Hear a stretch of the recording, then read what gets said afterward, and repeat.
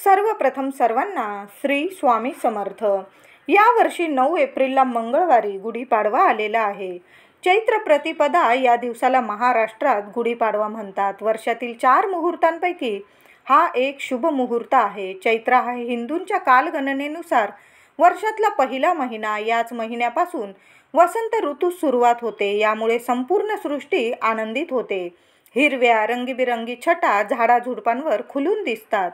वसंत ऋतू आपले सारे वैभव अगदी मुक्त हस्ताने मोकळ्या मनाने आपल्या सृष्टीवर उधळीत असतो आणि अशा प्रसन्न आल्हाददायक वातावरणात आपल्या नव्या वर्षाची सुरुवात होते। मग आपण सर्वांनी पण आनंदाने आपल्या नव्या वर्षाची सुरुवात करायला हवी।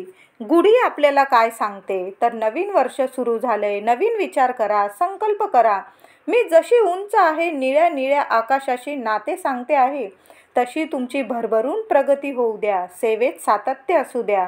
या दिवशी सर्व सेवेकऱ्यांनी सूर्योदयापूर्वी अभ्यंग स्नान करून कडुलिंबाचा कोवळा पाला, फुले स्वच्छ धुवून गुढीला टोकाला सोवळे किंवा कोरे वस्त्र कडुलिंबाच्या पाल्यासहित बांधावे। त्यावर एक तांब्याचा कलश पालथा ठेवावा, त्याला साखरेचे कंकण हार घालावे व पुढील ध्यान मंत्र म्हणावा, म्हणजे ओम ब्रह्मध्वजाय नमः, ओम ब्रह्मध्वजाय नमः। हा मंत्र म्हणूनच आपल्याला प्रत्येक स्वामी सेवेकऱ्यांनी हा ओम ब्रह्मध्वजाय नमः, ओम ब्रह्मध्वजाय नमः हा मंत्र बोलूनच आपल्याला गुढी उभारायची आहे। त्यामुळे आपल्या घरात सुख शांतता येते आणि आपली सुद्धा भरभरून प्रगती होते। तर यंदा 9 एप्रिलला मंगळवारी गुढीपाडवा आलेला आहे। या दिवशी आपल्याला लक्ष्मीवर्धक असा उपाय करायचा आहे। एक पोटली सर्व महिलांनी आपल्या घरात अशी एक पोटली तयार करायची आहे, जेणेकरून वर्षभर आपल्या घरात भरभरून प्रगती झाली पाहिजे, भरभराट झाली पाहिजे। धनधान्याची, वैभवाची, ऐश्वर्याची भरभराट आपल्या घरात झाली पाहिजे। आनंदाची, आरोग्याची भरभराट आपल्या घरात झाली पाहिजे। तर कोणती अशी पोटली बनवायची आहे, कोणता उपाय करायचा आहे, जाणून घेऊया। त्याआधी तुम्हीच आपल्या चॅनलवर नवीन असाल, कृपया आपल्या चॅनलला नक्की सबस्क्राईब करा। तर गुढीपाडवा या शुभ दिवशी आपल्या घरात सुख, संपन्नता, यश, आपल्या मनातील सर्व इच्छा पूर्ण करण्यासाठी सर्वांनी स्वइच्छेने आनंदाने मनापासून महालक्ष्मी अष्टकाचे 108 पाठ करायचे आहे। 108 पाठ नसेल, आता या दिवशी सण असल्यामुळे तुम्हाला 108 पाठ नसेल जमत, किमान 16 पाठ तरी अवश्य करायचे आहे। सकाळी 11च्या आत केले तुम्ही 108 पाठ किंवा 16 पाठ तरीही चालेल, मग खूप प्रभावी ठरेल ही सेवा। आता नाहीच काही कारणास्तव जमलं तर संध्याकाळपर्यंत तरी आपल्याला ही सेवा करायची आहे। 108 पाठ करायचे आहे, किमान 16 पाठ तरी अवश्य करायचे आहे। यामुळे माता महालक्ष्मीचा वरद हस्त आपल्या संपूर्ण कुटुंबावर कायम राहतो। आपल्या कामात, व्यवसायात, नोकरीत आपल्याला अपेक्षित फलप्राप्ती होते। हा उपाय, ही सेवा करतेवेळी आपल्यासमोर एका वाटीत आपल्याला हा उपाय आपल्या देवघरात देवांची छान पूजा करा। ह्या दिवशी आपलं घरदार स्वच्छ करा। महिलांनो, आपल्या उंबरठ्यावर सुद्धा हळद आणि त्यात अष्टगंध टाका आणि छान असं उंबरठ्यावर हळद आणि अष्टगंधाचं लेपन करा। तुमच्याकडं चंदन असेल, लाल चंदन किंवा साधं चंदन असेल, अष्टगंध नसेल, ते चंदन हळदीत मिक्स करा आणि छान असा लेप करा आपल्या उंबरठ्यावर। माता लक्ष्मी अखंड वास करेल। तुमचा मुख्य दरवाजा साफ करून घ्या आणि त्या मुख्य दरवाजाला आधीचं तोरण असेल लटकलेलं ते काढून टाका, निर्माल्यात टाकून द्या आणि नवीन तोरण, पाना फुलांचं तोरण लावायचं आहे आपल्याला आपल्या दाराला। ते पण आंब्यांच्या पानांचं तोरण लावायचं आहे। अगदी आंब्याची पानं नाहीच मिळाली, अशोकाची पानं मिळाली तुमच्याकडे असतील, ती अशोकाची लावा, पण मी म्हणेल आंब्यांच्या पानांचंच तोरण। गुढीपाडवा आहे, नवीन वर्षाची नवीन सुरुवात आहे। आपल्या घरात सगळं काही शुभच व्हायला हवं। वर्षभर आपल्या घरात कशाची कमी नको पडायला। आजकाल महागाई इतकी वाढलेली आहे, आपल्या घरात भरभरून पैसा अडका यायला हवा आहे।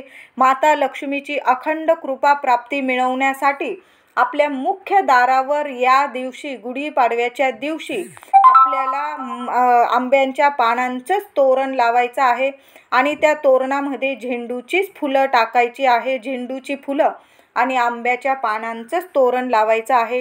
तुम्ही काही प्लॅस्टिकची तोरणं वगैरे लावलेली असेल आधीची, काढून फेकून द्या। खऱ्या खुऱ्या पानांचं तोरण लावायचं आहे। आपल्याला सृष्टी काय सांगते, अगदी आनंदाने या वसंत ऋतूचं स्वागत करायचं आहे, आपल्या नवीन वर्षाची सुरुवात आनंदाने करायची आहे, तर मग आंब्यांच्या पानांचंच तोरण लावायचं आहे। तर आपल्याला ही सेवा करताना एक वाटी घ्या, त्यात 108 लवंगा, मी तुम्हाला सांगितलं 108 महालक्ष्मी अष्टकाचे पाठ करायचे आहे। नाहीच जमले 108 पाठ करायला, तुम्हाला किमान 16 पाठ तरी करायचे आहे। आता मी तुम्हाला पोटलीचा उपाय सांगत आहे, तर त्या पोटलीचा उपाय करताना तुम्हाला महालक्ष्मी अष्टकाचे 16 पाठच करावे लागणार आहे, तरच आपली सेवा, आपला उपाय पूर्ण होणार आहे। तर अगरबत्ती, धूप, दीप लावून घ्या, छान पूजा करून घ्या आणि मस्त आपल्या देवघराच्या इथं आसन घेऊन बसून घ्या। तुपाचा दिवा लावा, महालक्ष्मी मातेसमोर तुपाचा दिवा, धूप, अगरबत्ती लावून द्या। एका वाटीत 108 लवंगा चांगल्या बघून घ्यायच्या आहे। त्यानंतर 21 नाणी, 1 रुपयाची असू दे, 2 रुपयाची असू दे, बरोबर मोजून 21 नाणी घ्यायची आहे। 11 किंवा 8 मोठे तुकडे दालचिनीचे घ्यायचे आहे। 8 घेतले तुम्ही दालचिनीचे तुकडे तरीही चालेल आणि फक्त 1 सुपारी घ्यायची आहे। तुम्हाला कळालं असेल, 108 लवंगा, 21 नाणी, 8 मोठे तुकडे दालचिनीचे, प्रत्येक तुकडा म्हणजे एक दालचिनीचा तुकडा म्हणजे माता लक्ष्मीचं प्रतीक आहे। ते अष्टरूपी महालक्ष्मी मातेचे रूप मानून आपल्याला दालचिनीचे तुकडे 8 घ्यायचे आहे आणि 1 सुपारी घ्यायची आहे। सुपारी म्हणजे प्रत्यक्ष श्री नारायण आहे, ती वाटीत ठेवा ह्या सर्व वस्तू आणि महालक्ष्मीचे 16 वेळा पाठ करायचे आहे। ते झाल्यानंतर अगरबत्ती, धूप, दीप ओवाळून घ्यायची, नंतर ती थोडीशी वाटी माता लक्ष्मी समोर ठेवायची आहे। लवंगा, नाणी, दालचिनीचे तुकडे, सुपारी एका पांढऱ्या शुभ्र वस्त्रामध्ये किंवा लाल वस्त्रामध्ये बांधून पोटली तयार करायची आहे आणि ती पोटली तुमच्या तिजोरीत ठेवायची आहे। उपाय सकाळी केला तर संध्याकाळी पोटली तुम्ही बनवून लगेच त्याच दिवशी, गुढीपाडव्याच्याच दिवशी ती पोटली बनवून आपल्या तिजोरीत ठेवायची आहे। दुसऱ्या दिवशी ठेवल्याने काही उपयोग होणार नाही। त्याच दिवशी संध्याकाळपर्यंत तुम्ही ती पोटली तिजोरीत ठेवायची आहे। तुम्ही दुकानात, व्यवसायाच्या ठिकाणी, तिजोरीत, गल्ल्यात ठेवू शकता। हा उपाय घरात पण करता येतो आणि बाहेरसुद्धा तुम्हाला करता येईल। तुमचं दुकान असेल, व्यवसाय असेल, तुमची गाडी वगैरे असेल, वडापावची वगैरे, त्या गल्ल्यामध्ये सुद्धा ही पोटली ठेवता येईल। तुम्ही घरी उपाय करून ती गल्ल्यात ठेवली, तुम्ही दुकानात वगैरे नेऊन तरीही चालेल। आजपर्यंत या उपायाचा, ह्या सेवेचा, ह्या स्तोत्राचा अनुभव खूप लोकांनी घेतलेला आहे। अत्यंत शुभ फलदायी अनुभव आहे। तुम्ही सुद्धा या गुढीपाडव्याला शुभ दिवशी सकाळी स्नान करून, पूजा अर्चा करून, महालक्ष्मी अष्टक अवश्य 16 वेळा पठण करून हा उपाय करा।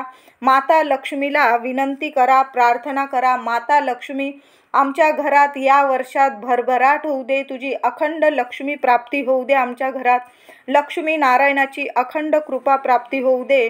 नक्कीच फलदायी ठरणार आहे। ज्या घरात व्यवसायात पैशांची चणचण, कमतरता असते, तुम्हाला कर्ज झालेले असेल किंवा कोणी तुमचे पैसे बुडवलेले असेल, तर त्यांनी गुढीपाडव्यापासून ते रामनवमीपर्यंत महालक्ष्मी अष्टकाचे पाठ अवश्य करा। 16 वेळा रोज पाठ केले तरीही चालेल, किमान गुढीपाडव्याला तरी हा उपाय अवश्य करा। फलदायीच ठरेल, तुम्हाला अनुभव आल्याशिवाय राहणार नाही। नक्की करा महिलांनो, तुम्हाला माझी विनंती आहे, हा 16 वेळा पाठ करून ही पोटली नक्की आपल्या घरात तिजोरीत ठेवायची आहे। तुम्हाला व्हिडिओ आवडला असेल लाईक करा, सर्वांना शेअर करा, म्हणजे सर्वांनाच फायदाच होणार आहे। चॅनलला कृपया सबस्क्राईब करा। धन्यवाद।